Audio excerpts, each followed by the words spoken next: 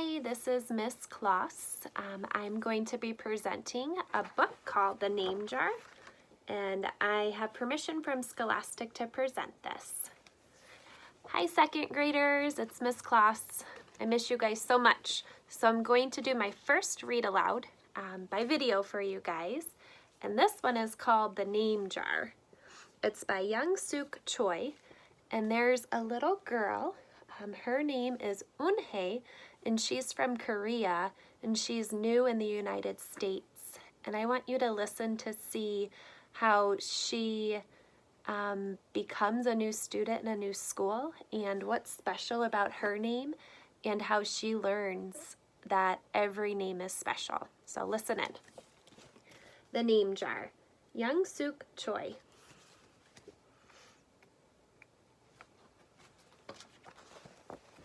Let me scoot in here. Through the school bus window, Eunhae looked out at the strange buildings and houses on the way to her new school. It was her first day, and she was both nervous and excited. She fingered the little block of wood in her pocket and remembered leaving her grandmother at the airport in Korea. Her grandmother had wiped away Eunhae's tears and handed her an ink pad and a small red satin pouch. "Your name is inside," she had said. "My name?" Eunhae had wondered. Again, she took out the red pouch to look at the wooden block with her name carved in it. As she ran her fingers along the grooves and ridges of the Korean characters, she pictured her grandmother's smile.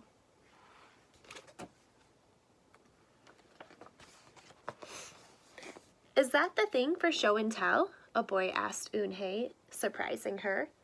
Eunhae looked up as more kids leaned over. "No, it's mine," Eunhae answered, quickly putting the pouch back in her pocket. "Are you new here? What's your name?" a girl asked. "Eunhae," said Eunhae. "Eunhae?" the girl asked, scrunching up her nose. Eunhae, some kids chanted. No, Eunhae corrected. It's spelled Unhei. It's pronounced Eunhae. "Oh, it's Yuhei," the boy said. "Like you, hey, what about hey you?"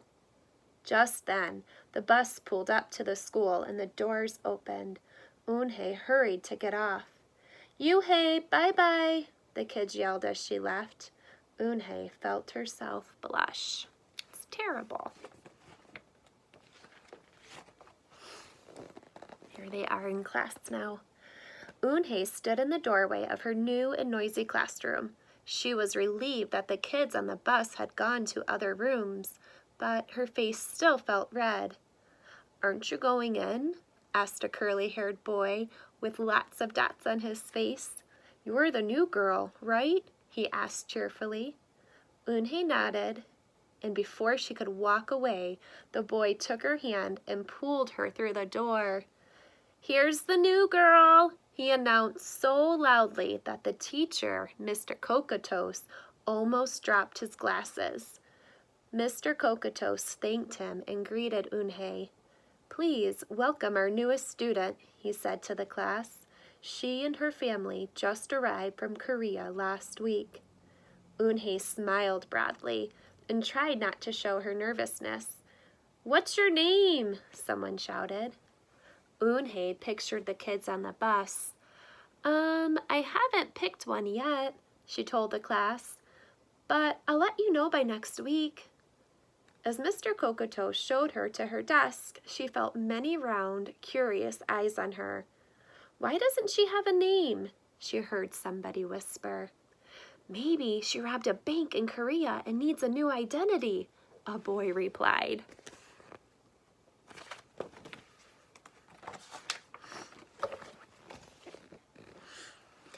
On the bus home, nobody teased her, but Eunhae kept thinking about her name. "How is school, Eunhae?" her mother asked when she walked in. "Did you understand the teacher?" Eunhae simply nodded She unpacked her school bag and set the red pouch by a photograph of her grandma. "I'm glad you are learning English well," her mother said. "You must study hard, behave nicely, and get good grades to show that you're a good Korean." "I will," replied Eunhae. But I think I would like my own American name," she said quickly. Her mother looked at her with surprise.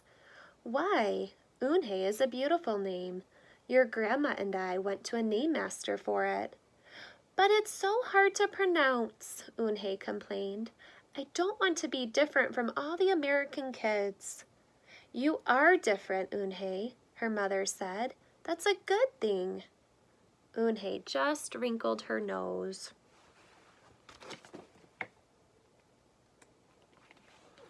Now later that day, Eunhae and her mother went grocery shopping in their new neighborhood. They passed Fidel's Falafel, Tony's Pizza, and Dot's Deli. A big graffiti-painted garage truck roared like a lion as it took off down the street. Nothing sounded or looked familiar until they got to Kim's Market. The sign was in both English and Korean. So here's what doesn't look familiar. And then this is Kim's Market. Her mother picked up cabbage to make kimchi, Korean-style spicy pickled cabbage, and other vegetables and meats. She also found some seaweed, Eunhae's favorite, for soup. It made Eunhae smile. "Just because we've moved to America," her mother said, "doesn't mean we stop eating Korean food." At the checkout counter, a friendly man smiled at Eunhae. "Helping your mother with the shopping?" he asked. Eunhae nodded. "I'm Mr. Kim," he said. "And what is your name?" "Eunhae," she answered. "Ah, what a beautiful name," he said. "Doesn't it mean grace?" Eunhae nodded again. "My mother and grandmother went to a name master for it," she told him. "A graceful name for a graceful girl," Mr. Kim said as he put their groceries into bags. "Welcome to the neighborhood, Eunhae." Now that evening, Eunhae stood in front of the bathroom mirror. "Hi, my name is Amanda," she said cheerfully. Then she wrinkled her nose. "Hi, my name is Laura." Maybe not." Her smile turned down. Nothing sounded right. Nothing felt right. "I don't think American kids will like me," she worried as she began to brush her teeth. "Hiya, my name is Susie," she said to the mirror with her mouth full of toothpaste. She was trying to say, "Hi, my name is Susie," but brushing her teeth. Now the next morning when Eunhae arrived at school, she found a glass jar in her desk with some pieces of paper in it. Eunhae took one out and read it aloud. "Daisy. That's my baby sister's nickname, but she said you can use it if you want," said Cindy, who sat next to her. Eunhae took out the rest of the paper. "Tamelia," she read.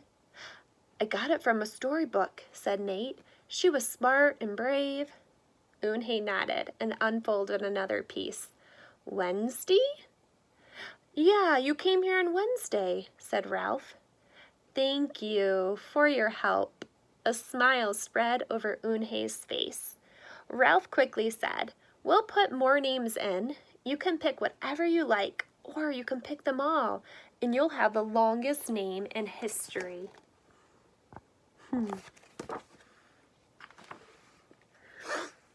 Now at 3 o'clock, the bell rang for the end of the school day. Eunhae looked out the window and saw that it was sprinkling. "It's the same rain," she thought, "but in a different place." She watched other kids leaving in groups. "Hey!" a familiar voice called out to her. Eunhae turned around to see the curly-haired boy again. "I'm Joey," he said. "And you, don't you have any name?" Eunhae thought for a moment. "Well, I can show you," she said, and took out the small red pouch. She pressed the wooden block on the ink pad and then stamped it on a piece of paper. This is what her stamp looked like. A little closer. This is my name stamp, she said. My grandmother gave it to me. In Korea, I can use it as a signature when I open a bank account or write a letter. And whenever I miss my grandma, I use it to fill a piece of paper. Want to try it? She offered the stamp to Joey, and he carefully inked the stamp and pressed it hard on the paper. The red characters gleamed against the whiteness. Wow, that's beautiful, Joey said. Can I keep the paper? Sure, Eunhae said.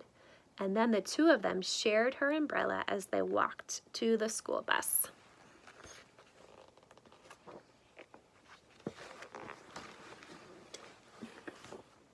Now every day the jar got fuller with more names, and Eunhae read all of them.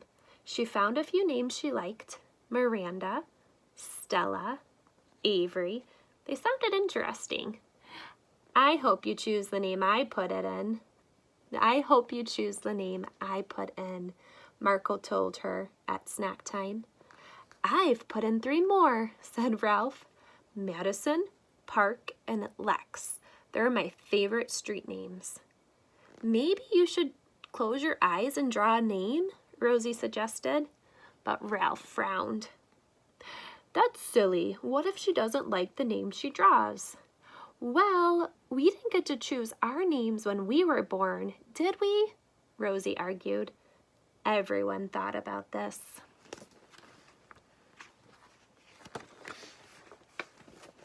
When Eunhae got home from school that day, her little brother was there to give her a letter. It was from her grandma. She opened it quickly. It said, "To my Eunhae, I hope you are enjoying your new school and new friends. Be sure to help your mother and your little brother. Here the moon is up, but there the sun is up. No matter how far apart we are, and no matter how different America is from Korea, you'll always be my Eunhae, your grandma forever." Eunhae took out her wooden stamp and filled a paper with it. She thought for a long time in front of the bathroom mirror. Now on Saturday, Eunhae walked to Mr. Kim's store. Mr. Kim was helping a customer, but he looked up and greeted her. "Hi, Eunhae." "Hello, Mr. Kim," Eunhae replied. She felt as if she was back in her old neighborhood in Korea. "Hey," said the customer, turning around. It was Joey. "Your name is Eunhee?" he asked her with his eyes open wide. Eunhae looked quickly at Mr. Kim, then turned to Joey. She nodded slowly. "Yes, it's pronounced Eunhae. And it means grace," Mr. Kim added. "Eunhae?" Joey said slowly, and this time a little better, and it made Eunhae smile. "I'll have it ready for you tomorrow," said Mr. Kim to Joey. "Thank you, Mr. Kim. See you Monday." "I'll see you on Monday, Eunhae," Joey said to her. He left before she could ask him why he was even at the store. Now on Monday, Eunhae came to class early to look at the names one last time. But the jar wasn't on her desk. Instead, there was just a single piece of paper with a name on it. Eunhae slipped it in her pocket. "Where's your name jar?" Ralph asked as soon as he saw it was gone. "I don't know," Eunhae said. "It wasn't on Mr. Kokotos's desk or on any other desk. And it wasn't on the counters or in any of the shelves." Now, as other kids arrived, they helped look. Soon, Mr. Kokotos came in and Ralph shouted at him, "The name jar is gone! The jar with all the names in it!" "Gone?" Mr. Kokotos replied. With a look of concern, he asked Eunhae, "Did you get a chance to read all the names?" Eunhae nodded. She took a breath. "I'm ready to introduce myself," she said. I wonder what name she's going to choose. Do you have a guess? What is your guess? Say it now. And why? Why is she going to choose that name? Here we go. Eun-hye wrote her name in both English and Korean on the chalkboard. I like the beautiful names and funny names you thought of for me, she told the class. But I realized that I liked my name best, so I chose it again. Korean names mean something. Eun-hye means grace. Grace, Grace, Eun-hye, shouted Ralph. Everyone tried to say it. Eun-hye, Eun-hye, Eun-ha. Eun-hye said her name again slowly and clearly. Soon the kids began to say it better, even Mr. Cocotos. They applauded Eun-hye's choice. I was named after a flower, Rosie whispered to Eun-hye. Lots of American names have meanings too, Mr. Cocotos reminded everyone. When the class was dismissed, Eun-hye heard her new friend say goodbye. Bye, Eun-hye. See you tomorrow. Goodbye, Eun-hye. Eun-hye said goodbye and then looked around for Joey, but he was already gone.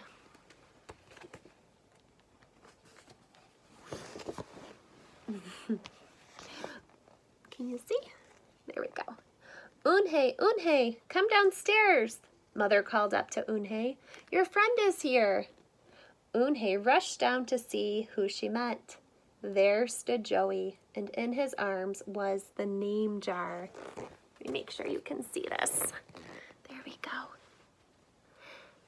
So in his arms was the name jar.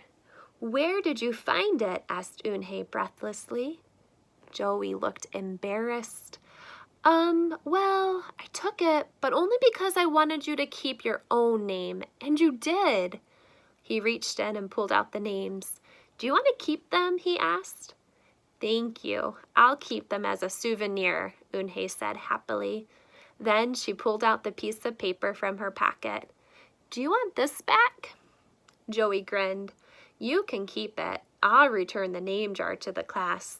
Maybe you could put some Korean nicknames in it for us? Names with good meanings? I could do that, agreed Eun-hye. I've already got a Korean nickname, Joey said. Mr. Kim helped me choose it. I wonder what name he has. This is how you show his name, write his name in Korean. So carefully, he pulled a small silver felt pouch from his pocket. Then he took out a dark wooden stamp with beautiful Korean characters carved sharply into it. He pressed it on the ink pad and then the piece of paper next to her name. Chinku, read Eun-hye. That means friend. And Chinku smiled back. And that is the end of our story. All right, boys and girls, I want you to talk with your family now and ask them if they know what the meaning of your name is. And I'll share what my name means. So Amanda, as you all know, that name, my name means worthy of love. And when I was a girl, there were at least 9 of us in my grade at my school that had the name Amanda, so I didn't like it as much. But as I got older, I liked my name better. So talk with your parents and discuss, what does your name mean? And I hope you guys like the story. You can listen to it again if you'd like. All right, miss you guys. I hope you have a great Monday. Love you. Bye.